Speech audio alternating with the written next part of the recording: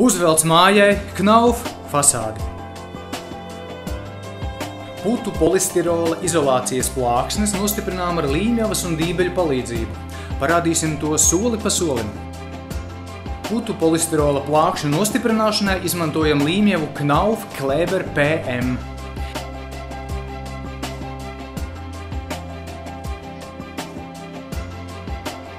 Līmējam, izmantojot punktu perimetra metodi. Pareizi uzklātai līmjavai jānoklāj vismaz 40% no izolācijas plāksnes virsmas. Šādu rezultātu iegūstam, piespiežot putu polistirola plāksni pie sienas. Pielīmētās izolācijas plāksnes vienmērīgi piespiežam virsmai. Ar līmeņrādi kontrolējam līmētās virsmas līdzenumu. Plāksnes nostiprinām pamīšus. Jāatceras par izolācijas plākšņu sazobi iekšējo un ārējo stūru zonās. Vertikālo malu stūri jāstāj brīvi ne mazāk kā 15 cm platumā abās pusēs. Durvju un logu ailu malu stūri arī nedrīkst pārklāties ar izolācijas plākšņu malām.